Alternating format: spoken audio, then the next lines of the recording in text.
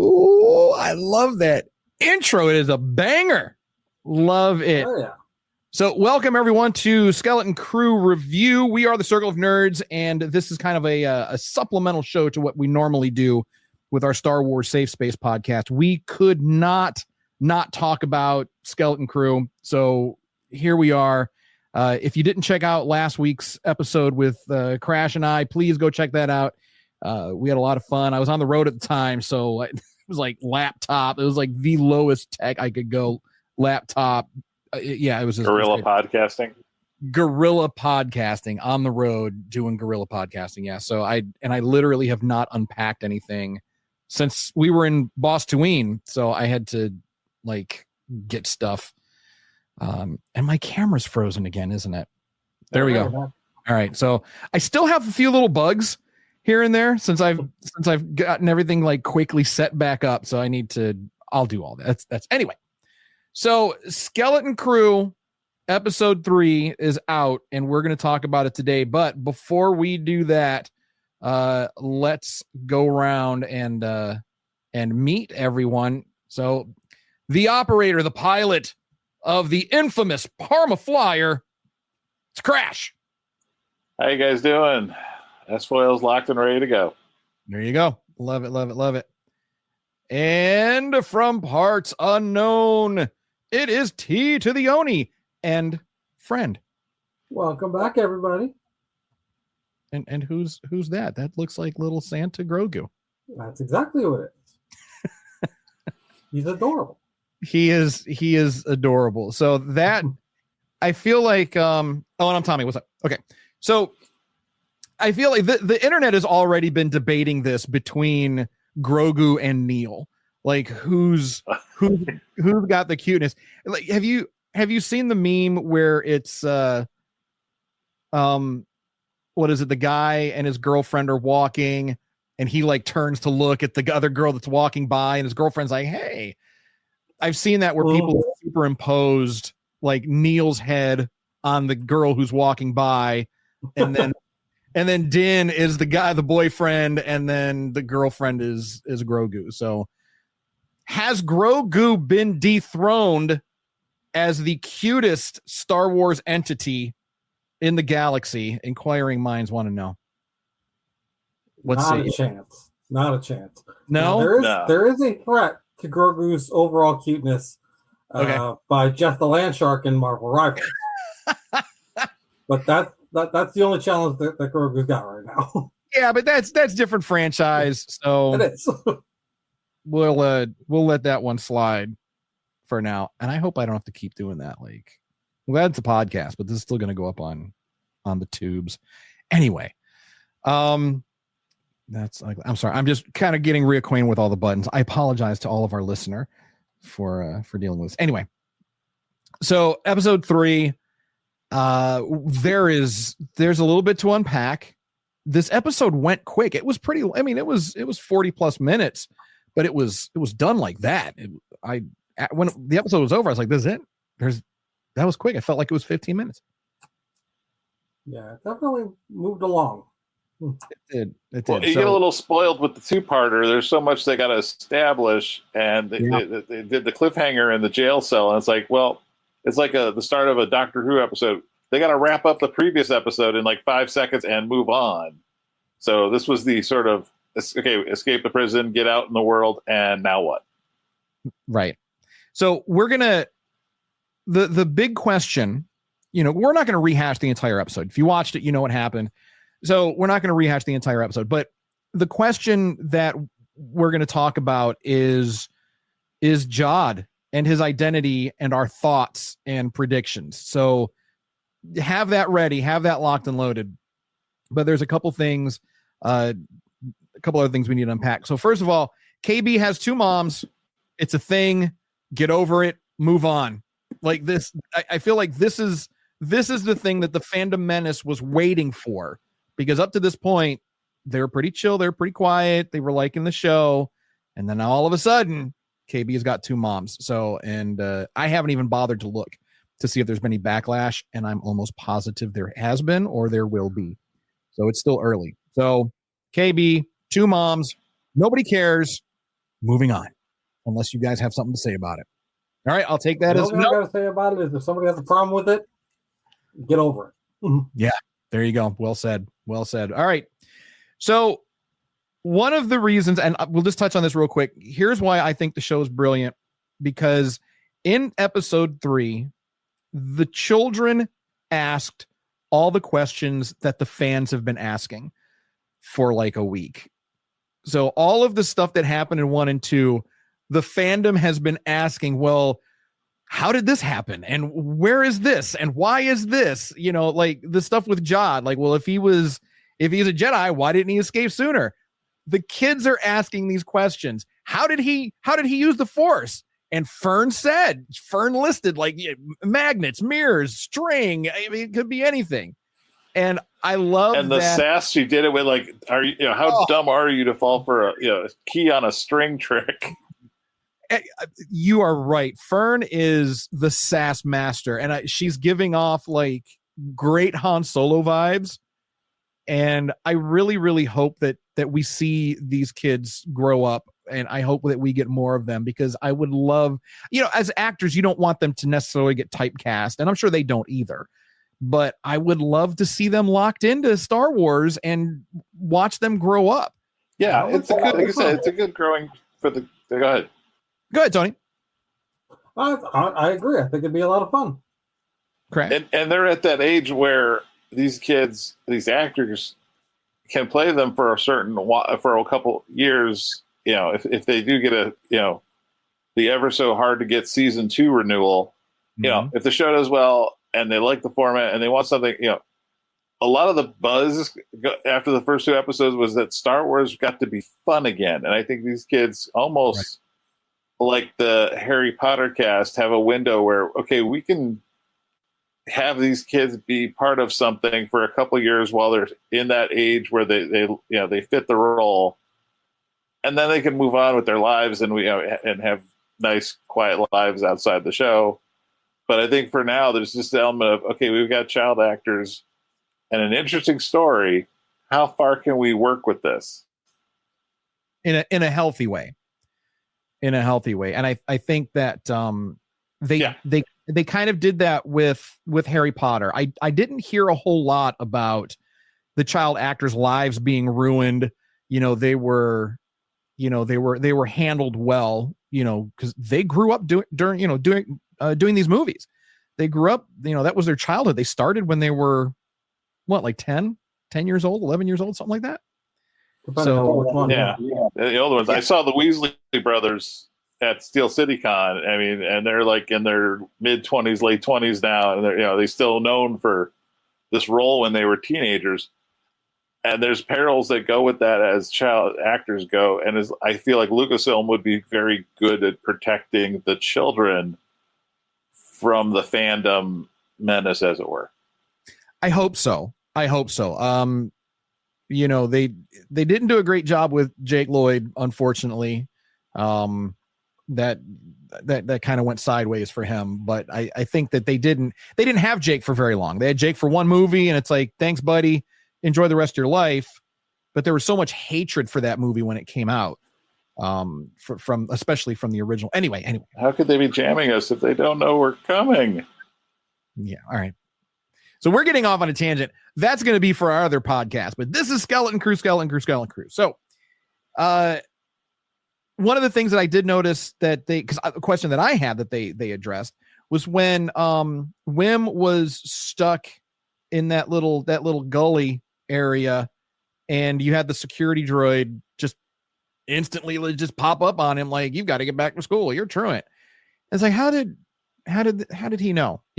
Crash, you and I speculated on that, and they addressed it. They're all low jacked. They all have life monitors on them. So when he didn't show up at school, his life monitor was checked and security droid zeroed in on him. So it's almost as if they heard us and they it's weird. The whole planet, you figure a whole school full of kids are LoJack like that. This is a very controlled society. Yes, whatever's going on. Yes, it is. So we do learn more about that, which I think is very, very intriguing. And we may discuss that as well. I don't know. But the big thing that I want to talk about is Jod Nanawood. I think that's his full name.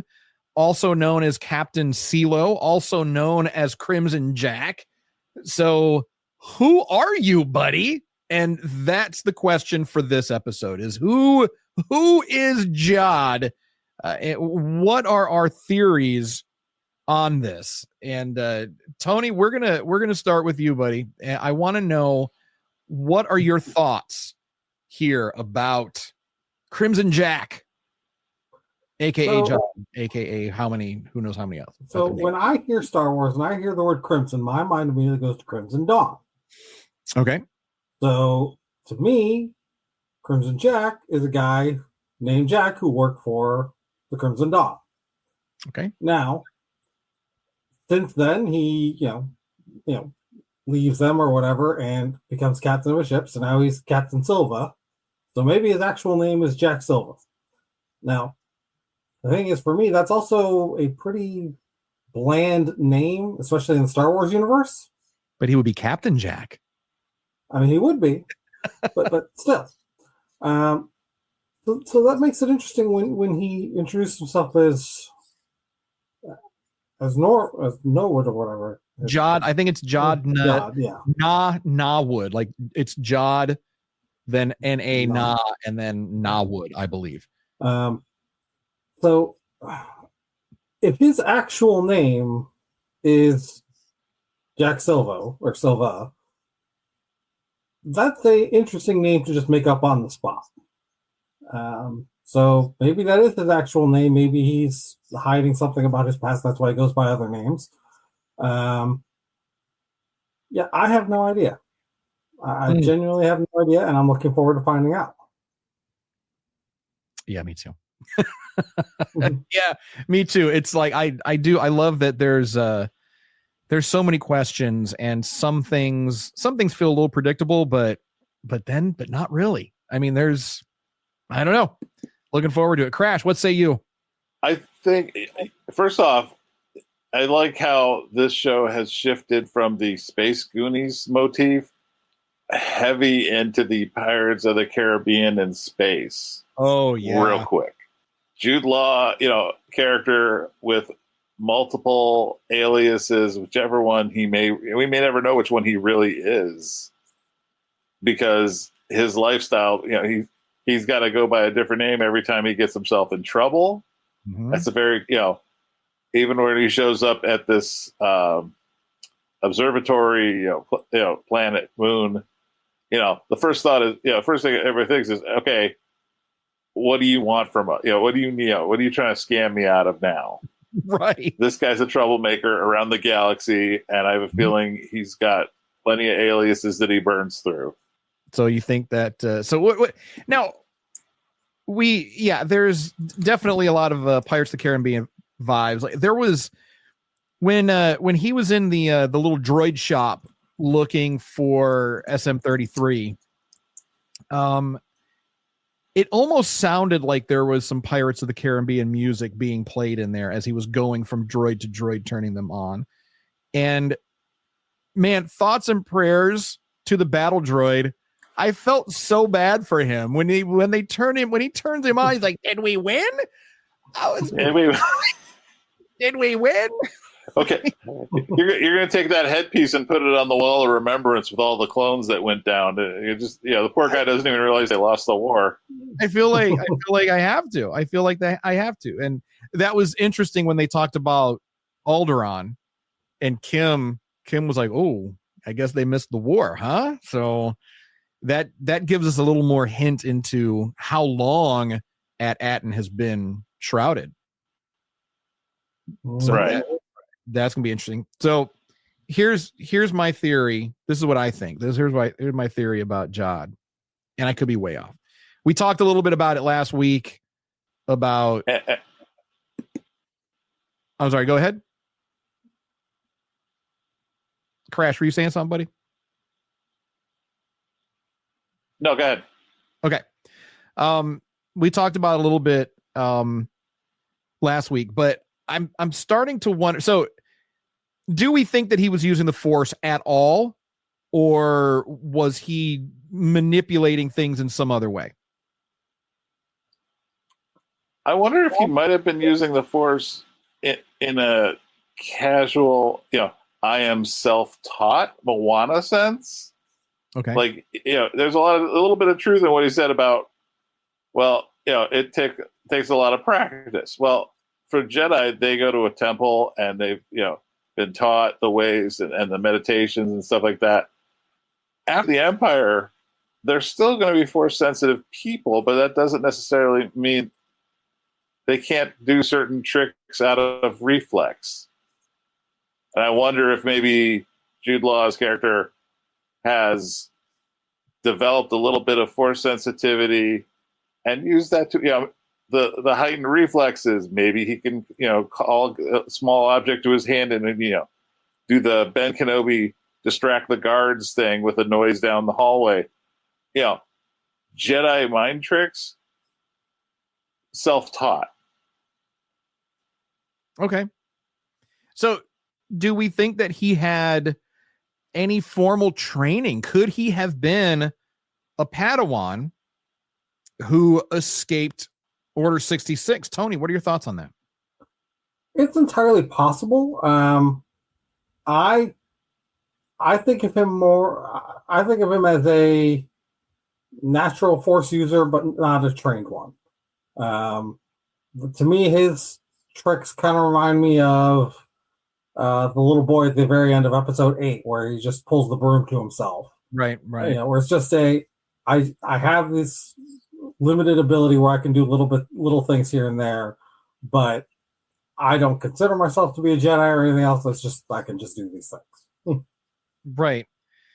So, but he has knowledge of, I don't want to say the Force, but he's got knowledge of the lore. He's got knowledge of some of the rules and the things that are said. And so he has knowledge of the Jedi. So did he, again, was he a young Padawan? Did he happen to find some sort of holocron somewhere or some sort of ancient Jedi text or scroll or something? I'm probably not an actual scroll, but did he find like an ancient Jedi book of some sort and he read through it and he picked up these things? But do we think that he is, and he said he never said he was a Jedi, but do we think that he's in some way a part of the Jedi Order? Like pre-Order 66, obviously. At this point, I don't.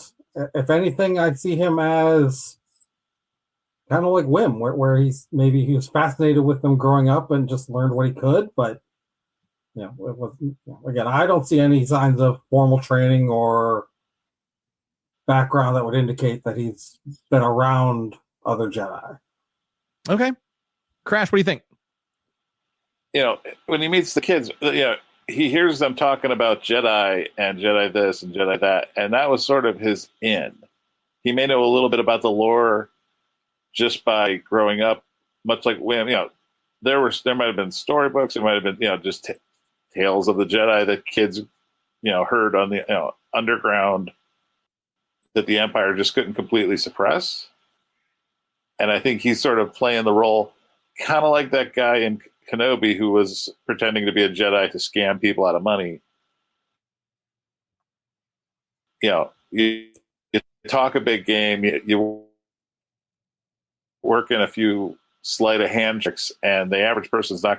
Yeah, Crash, you were breaking up a little bit there, but I get what you're saying. Like, sleight of hand tricks, just it's all tricky. Maybe it was magnets, maybe it's some sort of remote or something. Who knows? All right. So we're going to have to wait and see. And I'm really, really excited about this. So I'm so happy with the show. I really am. I'm so happy with the show. We also heard that it is forbidden to make contact to anyone outside, anyone off world. So they can't even reach out to the Republic. You know, I'm assuming they haven't had any transmissions in either, since they're a hidden world now. So do you think anyone on that planet actually has the means to contact the outside? And if so, are they aware of where they are currently in the history of the Republic? Like, 'cause I think we're about like 7 to 9 years after Return of the Jedi. This takes place around the same time as The Mandalorian. So somewhere around there, like 7 to 9 years out. So are the people of At-Aten, at least one person on this planet, aware of the current state of the galaxy? What do you guys think? I think there's a chance that there's one or two people, you know, whoever put this, you know, great plan into effect. Yeah, but like, I assume we're going to get to this a little bit more later, but my current theory is that whatever this great thing is, it took the planet completely off the map, and maybe to such a degree that like the technology is not even the same anymore. And Star Wars has never done this, and I'm hoping that I'm wrong in this. But I've been trying to figure out why the ship would have just crashed there, the ship that they're currently on. Why the ship would have just crashed there and been buried. And the only thing that I can think of is that it's kind of like when you enter into that little bubble that they're in, you almost go back in time. Yeah. Yeah.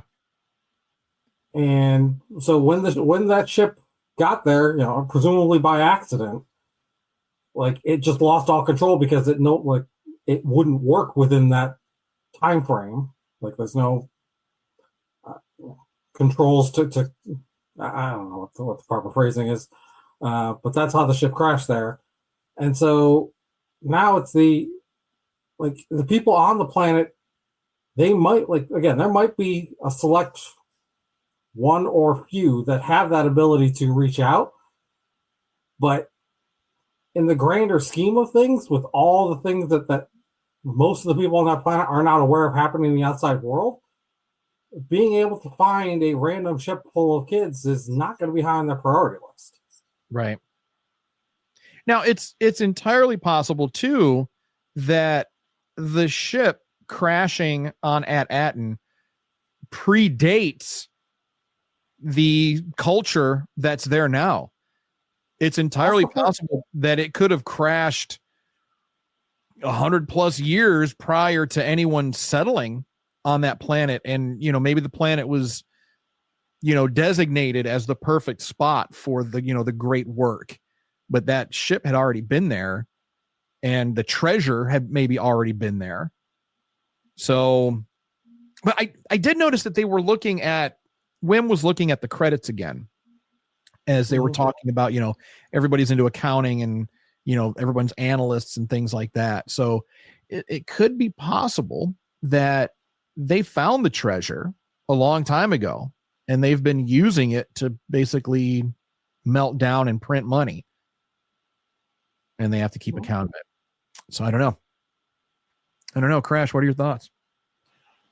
I think it's interesting how quickly, the parents, you know, once they got word of the kids that were off world and they were sort of, you know, like parents, I assume, would do, you know, their first and only thought is, how do I get my kids home? Mm-hmm. The droids, in my mind, almost were writing them off right away as well. They're gone.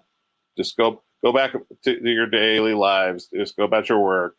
Forget your kids. And I have a feeling that's going to come back to bite them later on.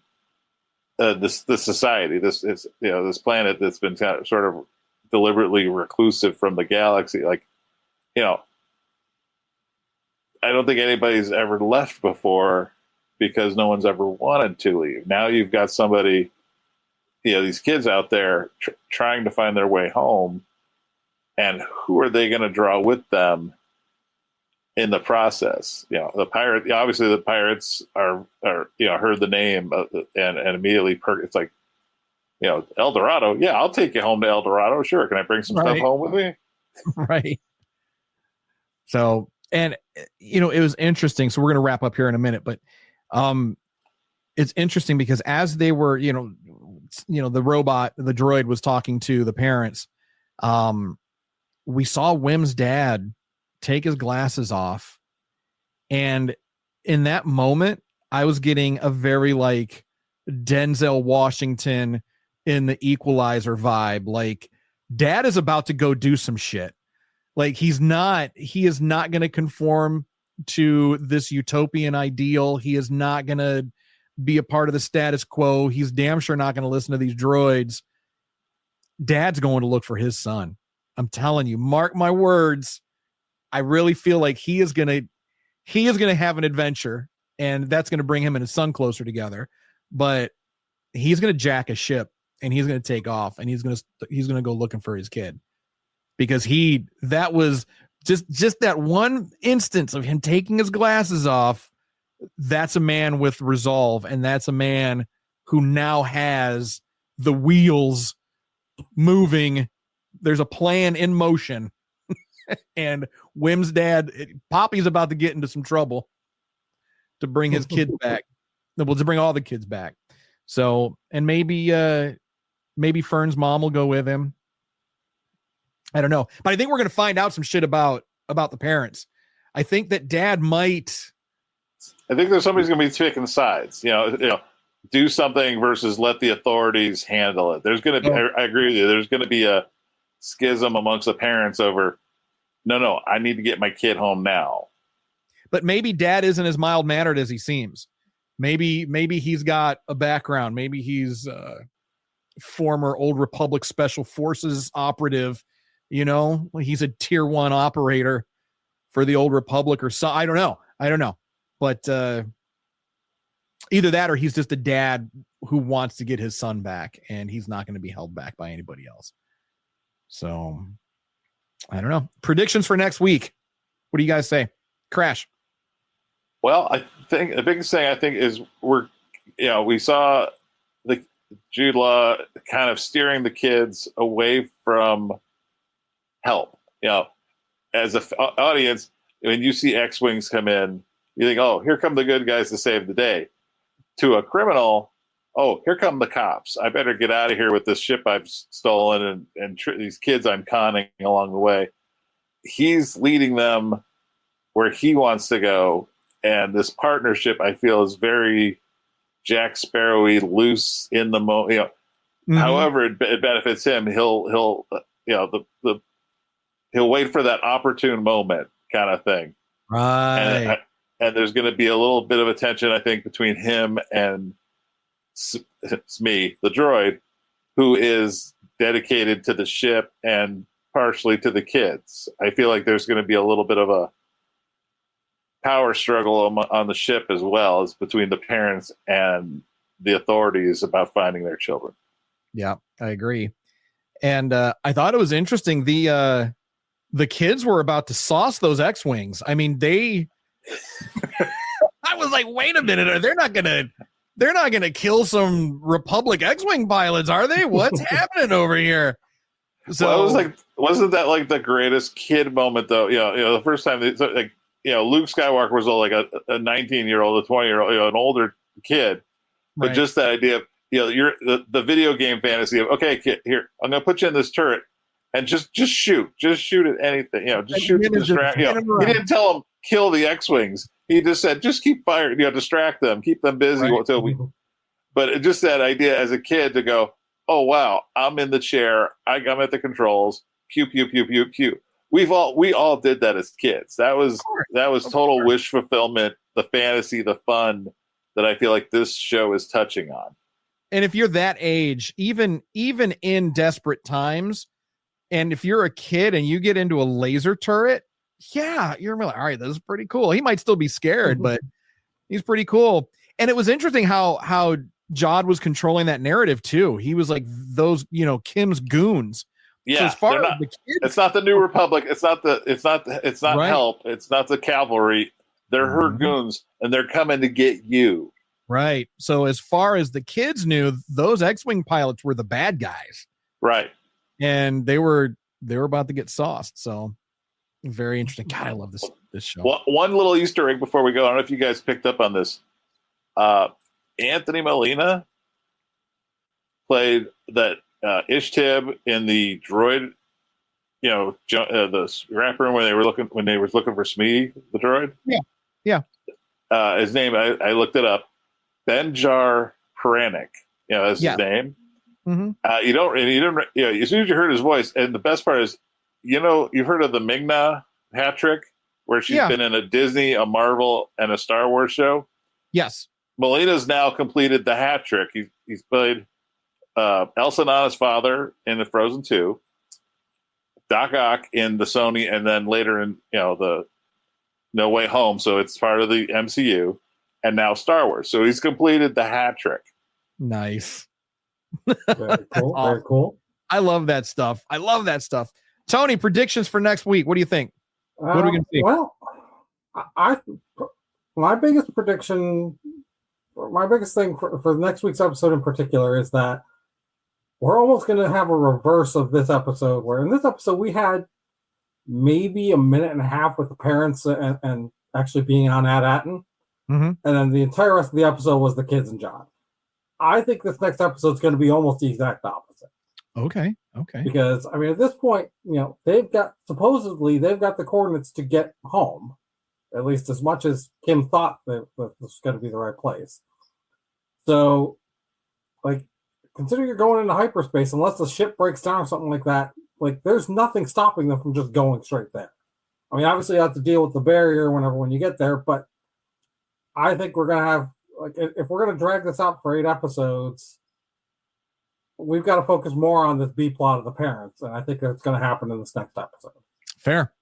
The other thing that, and I don't know that I call it a prediction, but just my sense of it lately, is that when this show first started, I thought that Wim was going to be the audience conduit. Mm-hmm. Now I'm thinking it's not going to be him. It's going to be the girl. Which one? KB or Fern? KB. Okay. In particular, the fact that she was the one that kind of stuck behind it to make sure Kim was okay. Kim said, you could reach out if you need anything, although I don't know how she's going to do that, but did she give her something that we didn't see? Something? Yeah. And so those that's my thoughts as far as future is concerned. I did also have one potential Easter egg. I'm not sure about this because I've only seen it a couple of times in the cartoon, but I'm pretty sure that when they were leaving, when they were tied up and trying to get out of that port, I'm pretty sure I saw Hondo's ship there. Really? Yeah. Yeah, that was Hondo's ship, and it was other people have picked up on that. Everybody's scanning the scenery for any little Easter egg, any little thing, and Hondo's ship is, I guess, very prominent in a shot. Whether we'll see him make an appearance is another story, but just seeing his ship kind of implies that he was there. Oh, I'll have to look back. I missed it. I didn't see it, and I hope we see Hondo. That would be so cool. That would be great. I would love Hondo. He is the bad guy that you love to hate. I mean, he really is. All right. So, I can't wait to see where this goes. So that's going to do it for us. We are going to be off the radar for the next 2 weeks because of the holidays. So everyone's going to enjoy holiday time with the family and all that. So we are going to be back after New Year's. And let me look at a calendar because I probably should have had this written down already. Because today, we'll be back to discuss episode 4 next week, but then we'll be taking off Christmas Day and New Year's Day, of course, and then we'll be back on January 8th to talk about probably 5 and 6. But I think the series might be over or close to being over by then. But anyway, so that was really pointless, everything that I just said, because I didn't know what today was. And that's kind of how it goes in my world. So that is going to do it for us this week. Looking forward to episode 4 next week. And of course, do like, subscribe, do all the things, leave us some comments, follow us on all of our socials. We're doing a lot of stuff on TikTok while it lasts, and just kind of having fun geeking out. You guys got anything before we head out? No, just really enjoying this. Wait, what? You got to pimp the merch. Oh, yeah, that's right. I got to pimp the merch. So head on over to our website, circleofnerds.com/merch, and pick up some stuff. We don't have any merch for this show, though, yet. But we've got merch for our other show, which you should be listening to as well. Because on that show, if you're not familiar, if all you're familiar with is what we're doing here on Skeleton Crew Review, on our other show, Star Wars Safe Space, we're going through all of the Star Wars, all the TV shows, all the films in chronological order, and then discussing. So if you're kind of new to Star Wars, that's kind of what we're geared towards. So, that way each week we give you homework, you watch it along with us, and then we discuss, maybe connect the dots a little bit and have a good time. So that comes out every Tuesday. So you can check out new episodes of Star Wars Safe Space every Tuesday on your favorite podcasting platform, or if you like to watch, you can check us out on YouTube. So there you go. Thank you for reminding me, Tony. I appreciate you. Crash, did you have something else? No, just really, like we've been saying all along, enjoying the show. I was at Steel City Con last weekend and got to talk to Bryce Dallas Howard. She's excited for this show, and she's that old school Hollywood where she's like trying to express her excitement for it, but without actually saying which episode she's directing.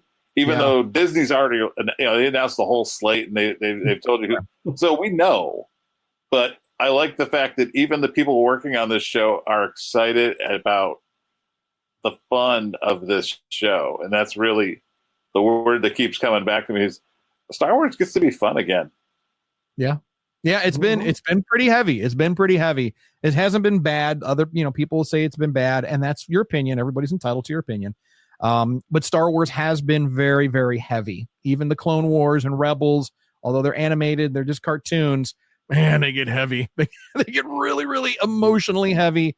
The sequels, very heavy. Rogue One, obviously, is a heartbreaker. Andor, it's like, oh my God. It's like, yes, this is Skeleton Crew is the breath of fresh air that we really needed in Star Wars. Crash, like you said, it's getting the fun and the excitement and all these things that George wanted in Star Wars. I really, really hope that George is watching this with a big old smile on his face. I really do hope that he's just somewhere sitting on the couch with his family together watching this beautiful, beautiful show and just grinning from ear to ear, because he hasn't always been smiles about some of the other properties that have come out. But I really do.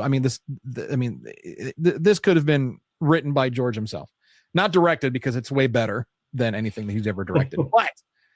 but written, yeah, George could have written this himself. He couldn't have done any better. This is great. All right, so that is going to do it for us. Again, thank you all for joining us, and we will see you next week to discuss episode 4 of the Skeleton Crew. And in the meantime, follow us on all the things. So Crash, Tony, thank you guys so much for joining this week. And we going to see you next week, maybe? Absolutely. All right, cool. See if we can rope some more nerds into this along with us. So, all right, that's going to do it. You guys have a good one, and we'll see you next week.